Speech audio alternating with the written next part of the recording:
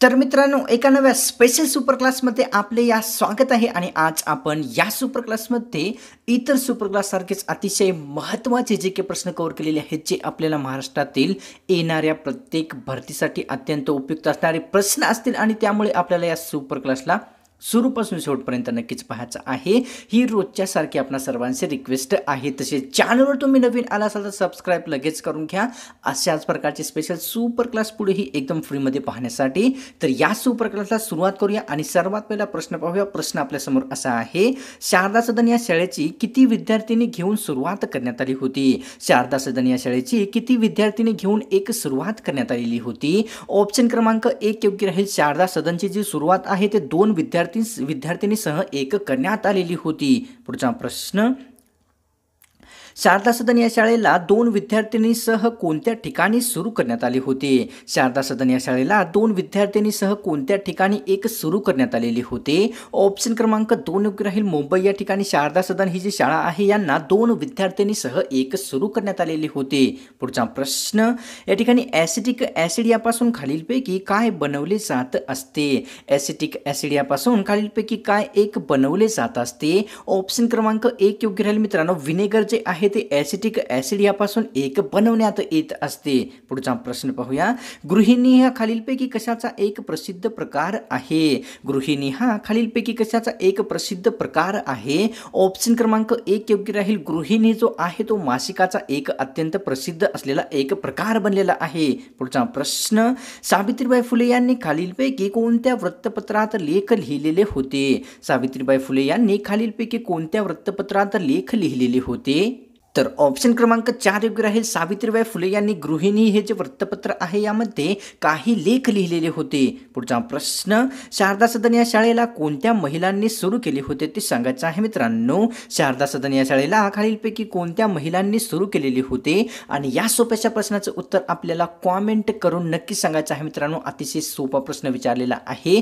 आपल्याला जर उत्तर येत असेल तर कॉमेंट नक्कीच करा, कारण ज्यांनाही उत्तर येत नाही ते सर्व विद्यार्थी कॉमेंट सेक्शनला व्हिजिट करतील आणि उत्तर पाहतील जर आपण दिले तर त्यामुळे। तर पाहूया पुढचा प्रश्न काय आहे। महात्मा फुले यांनी शिक्षित केलेल्या सर्वात पहिल्या महिला कोण होत्या ते सांगायचं आहे। महात्मा फुले यांनी शिक्षित केलेल्या सर्वात पहिल्या महिला कोण होत्या?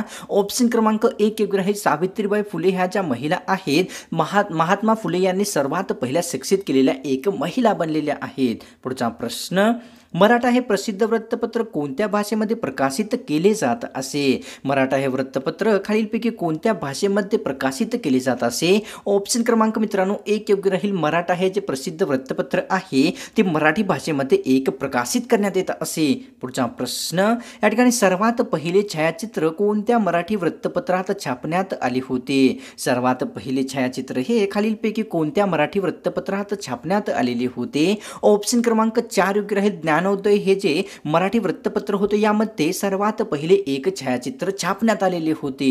पुढचा प्रश्न, ऑक्सिजनचा गुणधर्म खालीलपैकी कोणता आहे ते सांगायचं आहे मित्रांनो। ऑक्सिजनचा गुणधर्म हा खालीलपैकी कोणता एक गुणधर्म आहे? ऑप्शन क्रमांक 1 योग्य राहील। रंगहीन हा जो गुणधर्म आहे तो ऑक्सिजनचा एक गुणधर्म बनलेला आहे। पुढचा प्रश्न, या ठिकाणी टेराकोटा हा खालीलपैकी कशाचा एक प्रसिद्ध प्रकार आहे? टेराकोटा हा खालीलपैकी कशाचा एक प्रसिद्ध प्रकार आहे? ऑप्शन क्रमांक 2 योग्य राहील। टेराकोटा हा जो आहे तो मातीचा एक अतिशय प्रसिद्ध असलेला प्रकार बनलेला आहे। पुढचा प्रश्न, पंडिता रमाबाई यांनी शारदा सदन या संस्थेची स्थापना कोणत्या वर्षी केली होती? पंडिता रमाबाई यांनी शारदा सदन या संस्थेची स्थापना कोणत्या वर्षी केलेली आहे? तर ऑप्शन क्रमांक 3 योग्य राहील मित्रांनो। 1889 या वर्षी जे आहे पंडिता रमाबाई यांनी शारदा सदनची एक स्थापना केलेली आहे।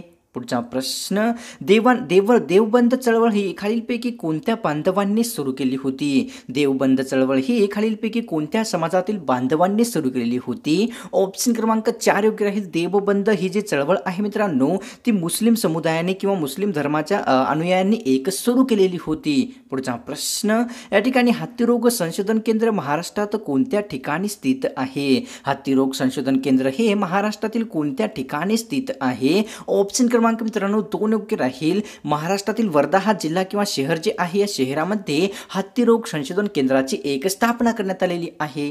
मित्रांनो, अनअकॅडमी आपल्यासाठी अत्यंत महत्त्वाचे एकदम फ्री क्लासेस घेऊन आलेले आहेत, ज्यामध्ये आपल्याला महाराष्ट्रातील एकदम टॉप एज्युकेटर्स शिकवणार आहेत. आणि आपल्याला फ्रीचे क्लासेस पाहण्यासाठी कुठल्याच प्रकारचा खर्च करायची गरज नाही. आपण फ्रीचे क्लासेस एकदम फ्रीमध्ये पाहू शकता. पण मित्रांनो, आपण इच्छुक असाल प्लस ते सबस्क्रिप्शन घेण्यामध्ये, तर त्यामध्ये सर्वात पहिली निश्चय बॅच आहे. ही बॅच आपल्याला PSI STI AUCच्या सर्व प्रिली एक्झामसाठी अत्यंत महत्त्वाची असणारी बॅच आहे. या बॅचचे स्टार्टिंग 4 जानेवारी 2022 पासून अनअकॅडमी प्लॅटफॉर्मवर झालेली आहे. तसेच मित्रांनो, दुसरी एक अतिशय महत्त्वाची विजयपथ बॅच आहे. ही बॅच आपल्याला कॉम्प्रिहेन्सिव्ह बॅच आहे.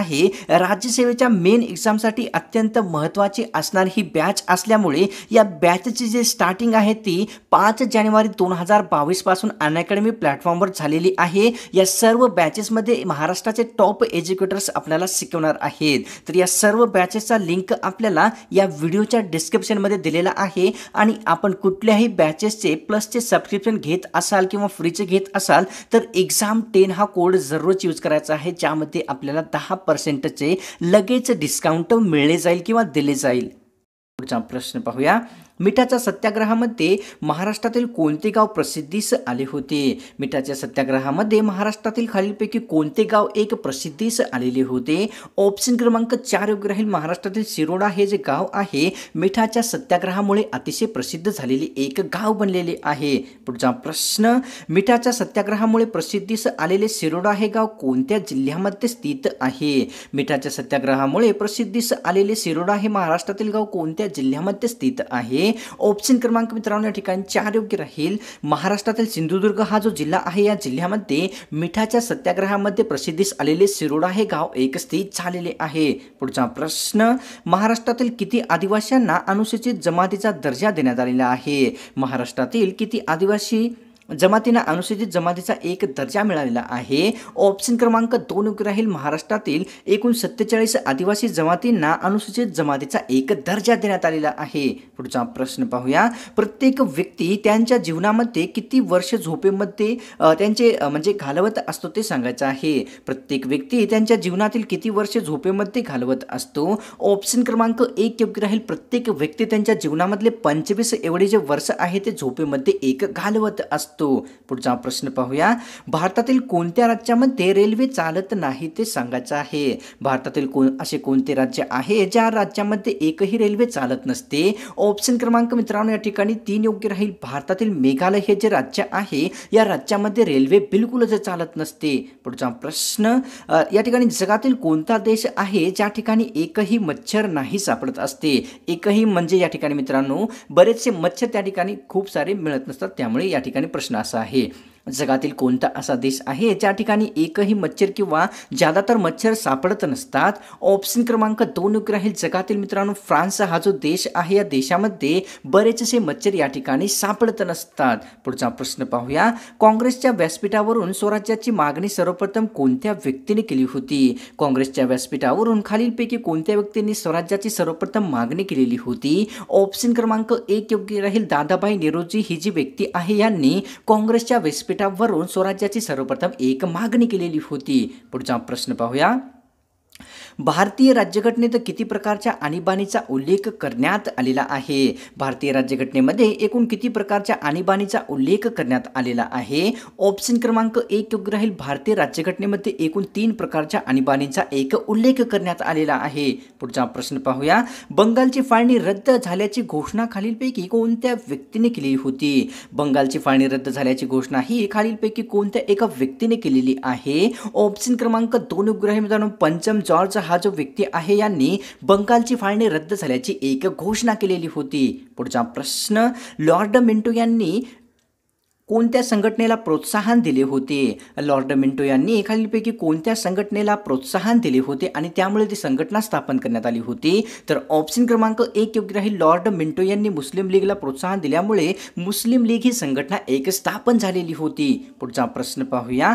खालीलपैकी कोणत्या अन्नगटातून जीवनसत्व B12 हे मोठ्या प्रमाणात मिळत असते? खालीलपैकी कोणत्या अन्नगटामधून जीवनसत्व B12 हे मोठ्या प्रमाणात मिळत असते? ऑप्शन क्रमांक 2 योग्य राहील. मासा हा जो अन्नगट आहे, या अन्नगटामधून जीवनसत्व B12 हे मोठ्या प्रमाणात मिळत असते. पुढचा प्रश्न, या ठिकाणी आतड्यातील जीवाणूमुळे कोणते जीवनसत्व शरीरामध्ये तयार होत असते? आतड्यातील जीवाणूमुळे खालीलपैकी कोणते जीवनसत्व शरीरामध्ये तयार होत असते? ऑप्शन क्रमांक 3 योग्य राहील. आतड्यातील जीवाणूमुळे शरीरामध्ये के जीवनसत्व हे एक तयार होत असते. पुढचा प्रश्न, भगवा झेंडा हा खालीलपैकी कशाचा एक प्रसिद्ध प्रकार आहे? भगवा झेंडा हा खालीलपैकी कशाचा एक प्रसिद्ध प्रकार आहे? ऑप्शन क्रमांक मित्रांनो 2 योग्य राहील. भगवा झेंडा हा जो आहे तो प्रसिद्ध असलेला एक वृत्तपत्राचा प्रकार बनलेला आहे. पुढचा प्रश्न, खालीलपैकी कोणत्या राज्यामध्ये राष्ट्रपती राजवट लागू झाल्या होत्या ते सांगायचं आहे.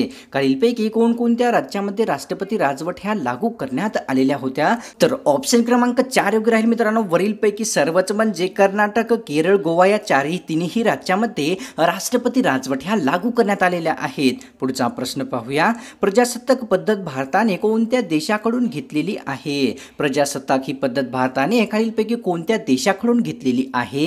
ऑप्शन क्रमांक 3 योग्य राहील. प्रजासत्ताक ही जी पद्धत आहे ती भारताने फ्रान्स या देशाकडून एक घेतलेली आहे. पुढचा प्रश्न पाहूया. अकोला महानगरपालिकेची स्थापना कोणत्या वर्षी करण्यात आलेली आहे? अकोला महानगरपालिकेची स्थापना ही खालीलपैकी कोणत्या एका वर्षी करण्यात आलेली आहे? ऑप्शन क्रमांक 1 योग्य राहील मित्रांनो. अकोला महानगरपालिकेची जी स्थापना आहे ते 2001 या वर्षी एक करण्यात आलेली आहे. पुढचा प्रश्न, सेंट्रल नर्वस सिस्टमला ऊर्जा देण्याचे एकमेव कोण कार्य करत असते? सेंट्रल नर्वस सिस्टमला ऊर्जा देण्याचे एकमेव कार्य कोण करत असते? ऑप्शन क्रमांक 2 योग्य राहील मित्रांनो. ग्लुकोज जे आहे ते शरीरामधील सेंट्रल नर्वस सिस्टमला ऊर्जा देण्याचे एकमेव कार्य करत असते. पुढचा प्रश्न पाहूया.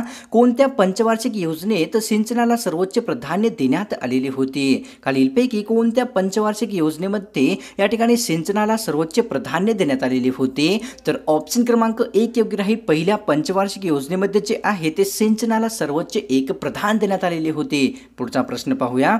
बायोगॅसमध्ये कोणता वायू विपुल प्रमाणामध्ये असतो ते सांगायचं आहे मित्रांनो. बायोगॅसमध्ये कोणता वायू हा विपुल प्रमाणामध्ये आढळत असतो? तर ऑप्शन क्रमांक 2 योग्य राहील. मिथेन हा जो वायू आहे तो बायोगॅसमध्ये विपुल प्रमाणामध्ये आढळणारा एक वायू बनलेला आहे.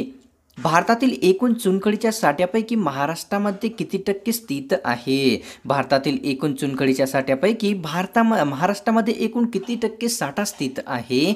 ऑप्शन क्रमांक 1 योग्य राहील. भारतातील एकूण चुनखडीच्या साठ्यापैकी 9% जो साठा आहे तो महाराष्ट्रामध्ये स्थित झालेला आहे.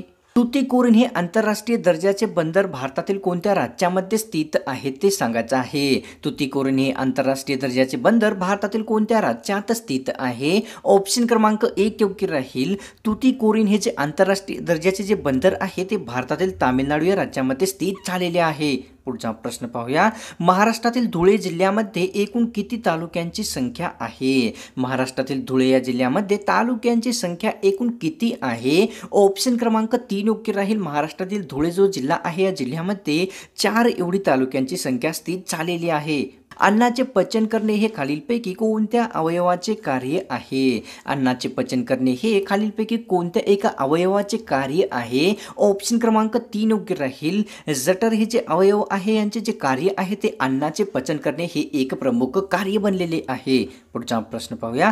खालीलपैकी कोणते जीवनसत्वे हे मेधामध्ये विरघळणारी आहेत ते सांगायचं आहे. खालीलपैकी कोणते जीवनसत्वे मेधामध्ये विरघळणारी आहेत? ऑप्शन क्रमांक 4 योग्य राहील. वरीलपैकी सर्वच म्हणजे ADE हे जे सर्व जीवनसत्वे आहेत ते मेधामध्ये विरघळणारी एक प्रसिद्ध क्रमांकाची जीवनसत्वे बनलेली आहेत.